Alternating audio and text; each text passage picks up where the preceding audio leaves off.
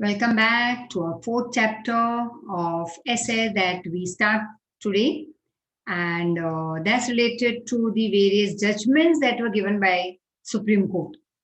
Right now, as such, you know that there are different levels of court in our country, जो interconnected है. मतलब कि एक है विलेज पंचायत जहाँ पे गांव का मुखिया अपना जजमेंट देगा. But in today's world, after that we come to a higher level, and that is district court. जैसे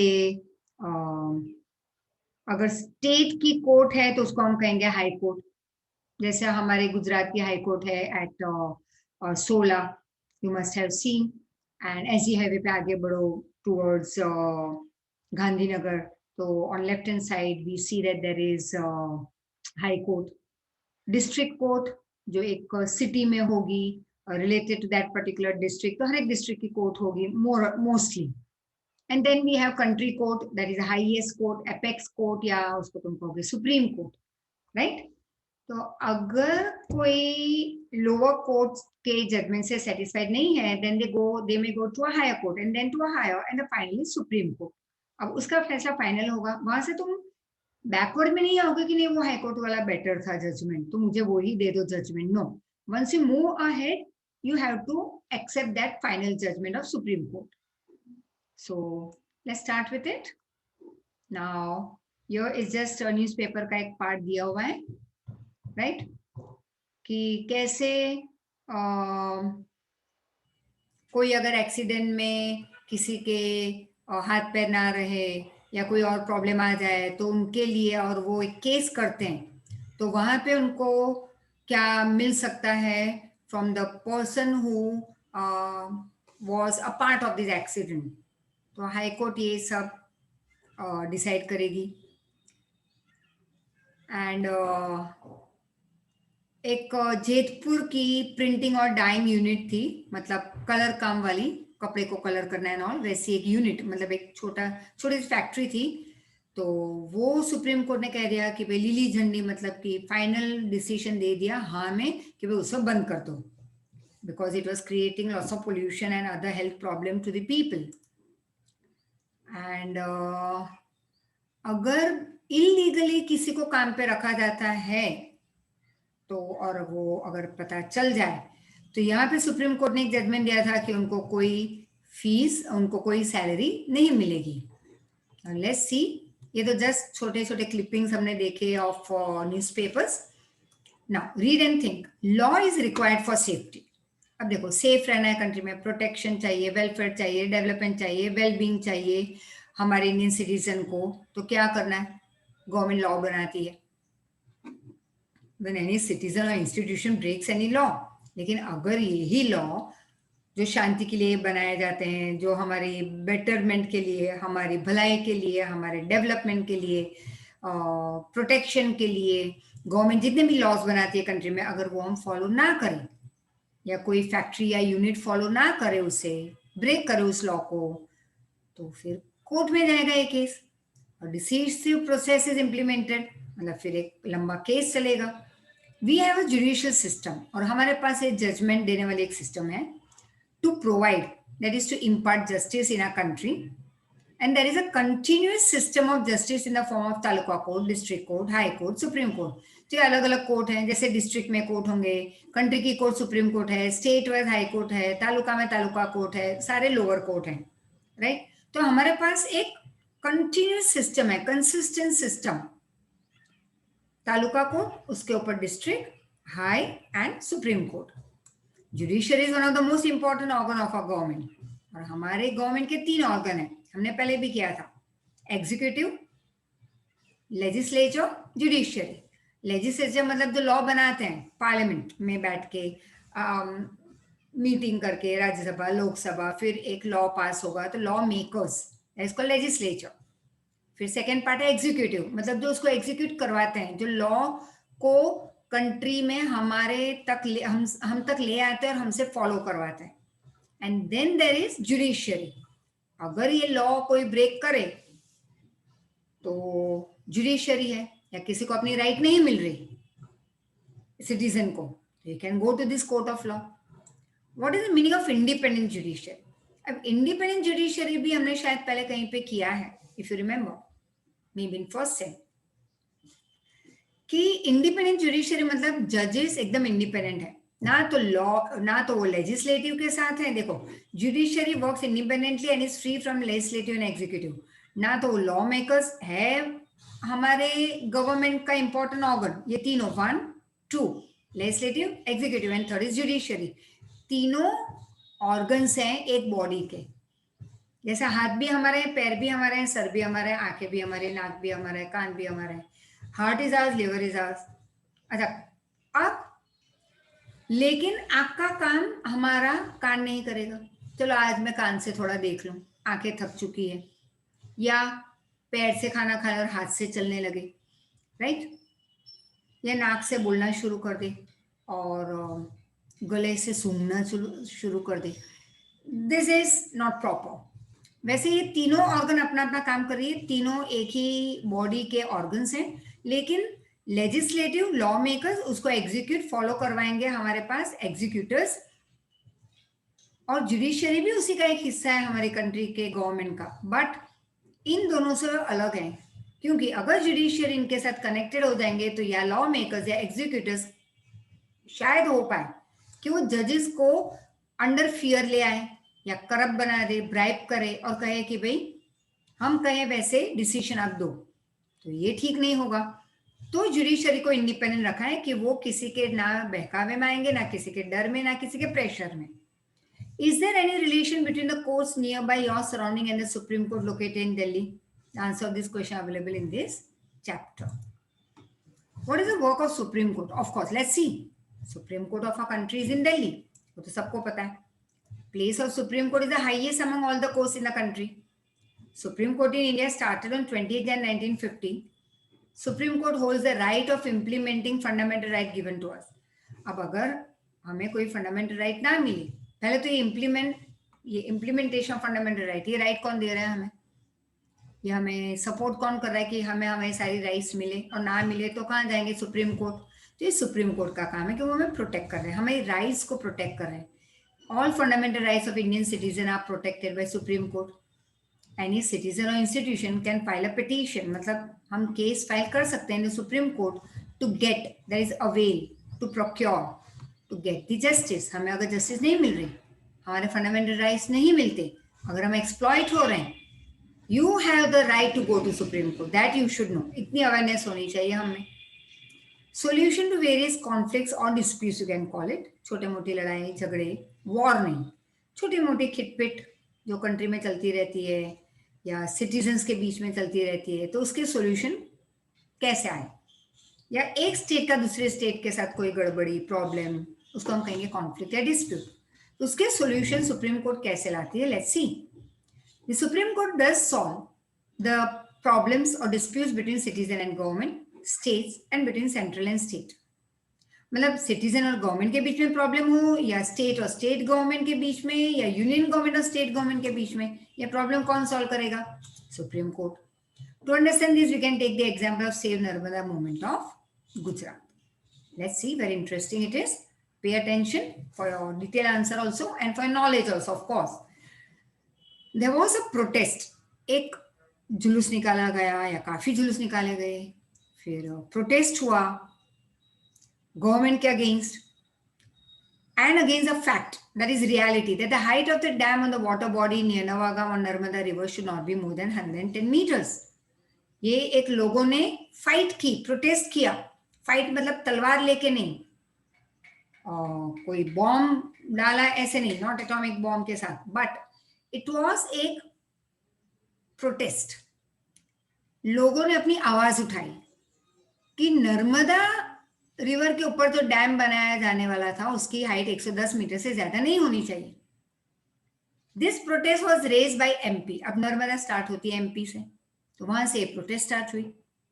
and voluntary agencies working for the conservation of environment, तो मध्य प्रदेश से प्रोटेस्ट स्टार्ट हुआ।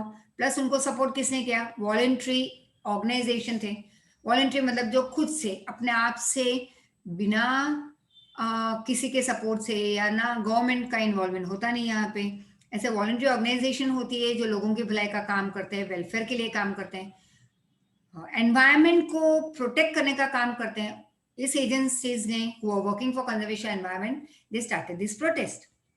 Now, due to the construction of this dam, वहां के आसपास के रहने वाले आदिवासी लोगों की राइट्स वायलेट हो रही है, उनको नहीं मिल रही उनकी राइट्स वहां पे रहने की, क्योंकि डैम बनेगा तो नेचुरली वहां के आसपास के रहने वाले गांव के लोगों को शिफ्ट किया जाएगा. That was not accepted by the voluntary organization and MP. To bring out a solution to this problem among two states, that is Gujarat and MP, the Supreme Court passed a resolution on 8 March 2006 that this plan is very important from point of view of development of our country and to provide water and for irrigation and for many other purposes.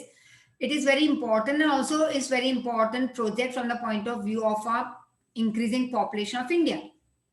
तो dam construction बहुत ही जरूरी बन गया, country की development है उसमें, लाखों करोड़ों लोगों का सवाल है यहाँ पे, और तो आदिवासी लोगों को तो हम शिफ्ट भी कर सकते हैं.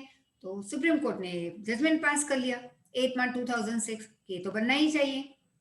There is a possibility of positive reform in the living world and environment due to this Sardar Sarovar योजना. और सुप्रीम कोर्ट ने ये भी बताया कि बहुत ही पॉजिटिव इंपैक्ट होगा, बहुत अच्छी असर होगी इसकी हमारे एनवायरमेंट पे due to Sardar Sarovar project. Due to this proposal of Sardar Sarovar योजना, various areas of Rajasthan, Gujarat, MP will become green, can get water, and spreading of desert can be stopped or controlled, lessened.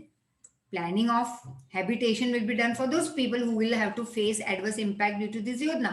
और जिनको इस योजना के related अगर कोई problem आ जाए life में तो उनको हम नया घर दे देंगे थोड़े दूरी पे, रिहेबिलिटेशन होगा उनका. हैबिटेशन मतलब घर, उनके लिए प्लान किए जाएंगे कि कहाँ रहना है उनको घर दिया जाएगा by the government. In this way, their fundamental rights will not be violated, will not be exploited. Why is judiciary independent? ये हमने पहले किया स्टार्टिंग में कि क्यों उसको लॉ मेकर और एग्जीक्यूटिव से अलग रखा है, though it's a organ of the same body. अब suppose a powerful person captures the land belonging to your family. एक बहुत ही पावरफुल आदमी आ जाए, कैप्चर कर लेता है हमारी जमीन को. You are living in such a structure where you can remove a judge from his post or get him transferred. ठीक है. So once again, suppose a powerful person captures the land belonging to your family, and तुम और हम ऐसी एक society में रहते हैं जहां पे कि हम जज को अपने प्रेशर में ला सकते हैं, क्योंकि हम एक बहुत ही ऊंची पोस्ट पे हैं, तो जज को हम ब्राइब कर सकते हैं, डरा सकते हैं. When you take the above matter to the court, you will find the judge favors the strong person. अब दो में से स्ट्रॉन्ग कौन है? अगर तुम स्ट्रॉन्ग हो तो गवर्नमेंट तुम्हारी तरफ जजमेंट देगी, और ऑपोजिट पार्टी स्ट्रॉन्ग है तो उसके फेवर में देगी. If the strong person has control over the judge, he cannot take any decision independently. तो बेचारा स्ट्रॉन्ग पर्सनैलिटी या ऊंची पोस्ट वाले को देख के जज बेचारा, कोई भी कोर्ट हो, सुप्रीम कोर्ट हो, हाई कोर्ट हो, कोई भी कोर्ट हो, वो जज बेचारा अपना डिसीजन इंडिपेंडेंटली नहीं दे पाएगा, क्योंकि उसको डराया धमकाया गया है. जुडिशियरी डिप्राइव्ड ऑफ फ्रीडम, उसको फ्रीडम नहीं मिल रही यहाँ पे. तो judiciary is deprived means is not getting freedom, is deprived of freedom, will always force the जज to give the judgment in favor of the strong person or powerful people.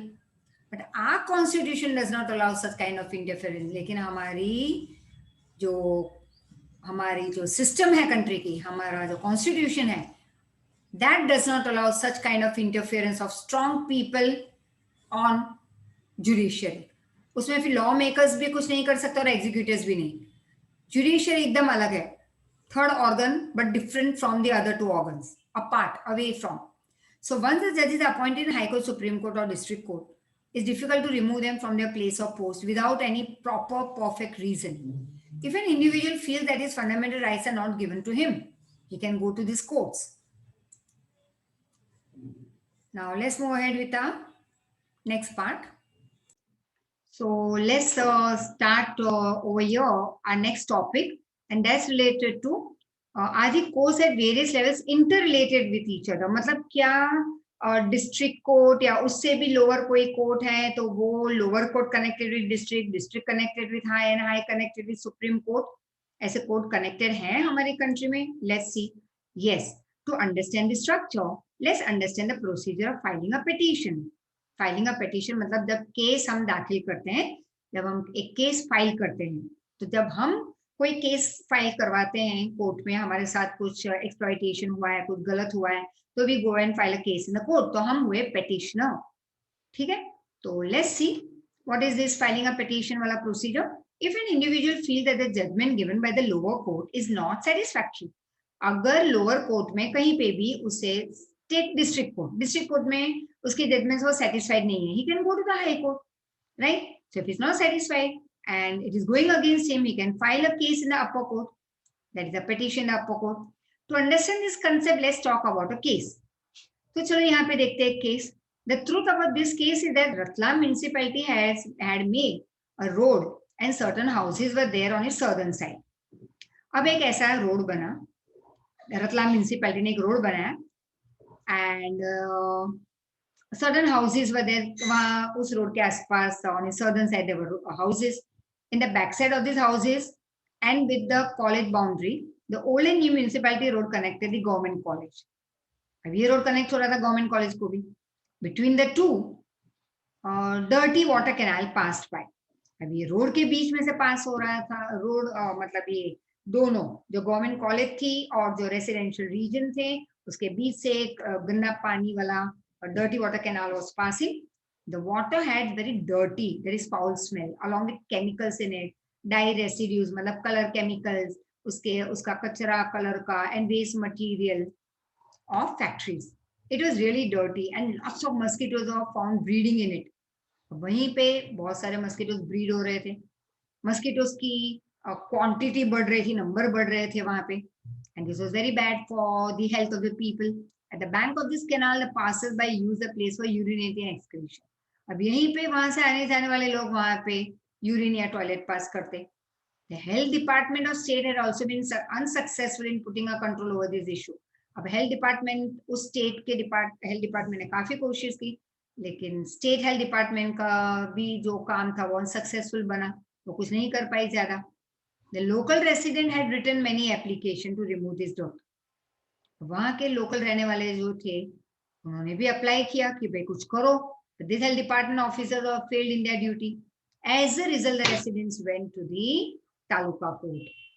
ठीक है, sub division magistrate lower court के पास चले गए उनके area के. Let's see what happened. Magistrate gave a judgment after hearing the case in favor of the people living in that region.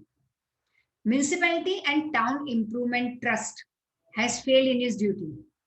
Health Department fail हुई, Municipality fail हुई, Town Improvement Trust fail हुआ.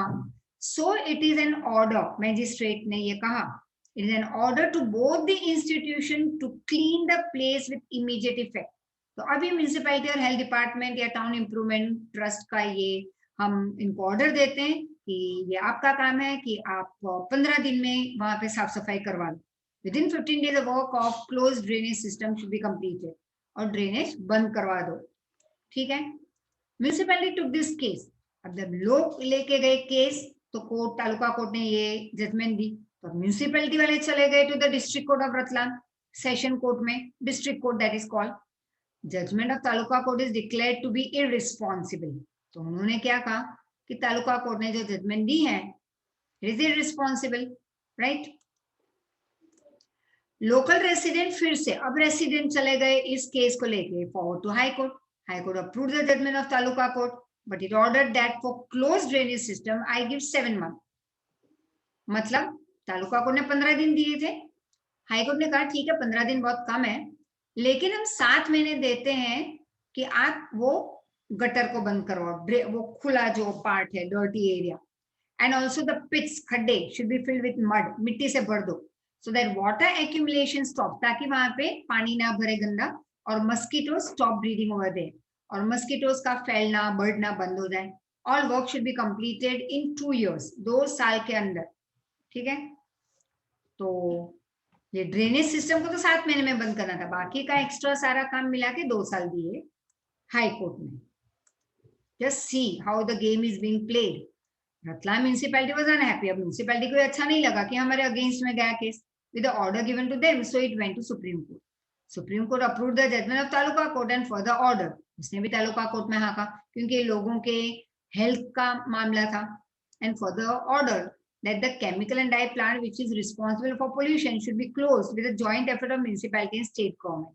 उन्होंने कहा कि directly वो factory को ही बंद कर दो जो पोल्यूशन बढ़ा रही है. अरेंज अ मॉक कोर्ट, ऐसे एक प्रोसीजर इन क्लासरूम, ऐसे क्लास में भी हम कर सकते हैं कि भाई तुम हो तालुका कोर्ट, ये सुप्रीम कोर्ट, ये हाई कोर्ट, ये है रेसिडेंट, ये म्यूनिसिपैलिटी, और ये बेचारे वहां के रहने वाले गरीब लोग या पैसे वाले या एवरेज या ये कॉलेज स्टूडेंट है जो वहां से रोज पास होते हैं. Not many things, yes. So it should be from taluka court to supreme court का एक हम मॉक कोर्ट बना सकते हैं. अब और एक कर लेते हैं. Can every individual take the shelter of court? Yes of course, why not. India के सिटीजन हो तो जा ही सकते हो तुम प्रोटेक्शन लेने, शेल्टर लेने of any court. Earlier we learned that every individual can go to court for the protection of his fundamental right. But in reality, poor people के पास first of all the awareness ही नहीं है, unity नहीं है उनमें, right? They don't have that knowledge that ये हमारी, उनको rights हमारी है वो भी नहीं पता. So but in reality, poor people find it very difficult to go to the court. ये लंबे लंबे laws, legal procedures which require lots of money and paperwork, तो कहते हैं जाने दो, हमारा नसीब जो हुआ वो हुआ, कोर्ट नहीं जाना है. The whole process is time consuming and money consuming also. For a poor person who is illiterate, does not know how to read or write, it becomes really tough for them to go to court. अभी tough बन जाता है illiterate लोगों के लिए कि भाई court जाए, लिखना करना आता नहीं, पढ़ना आता नहीं, and so it becomes tough for them, really tough for them to go to court and demand for justice. Keeping this situation in mind, Supreme Court has accepted a structure of application for public welfare in year 1980.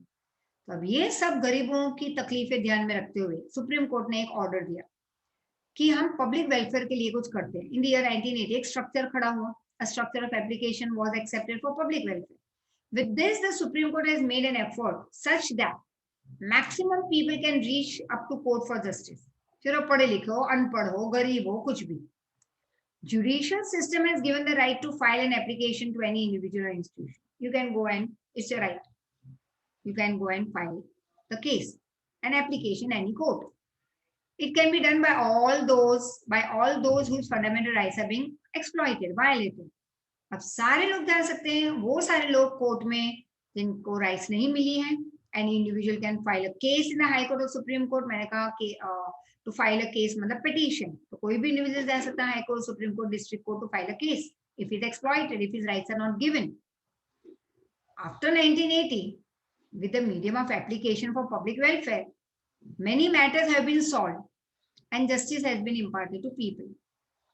तो फिर बहुत सारी justice लोगों को मिली है. हाँ, after this medium of application for public welfare structure in 1980 to free the laborers from inhuman labor, workers को अपनी right दिलाना. This scheme of application of Supreme Court has been used.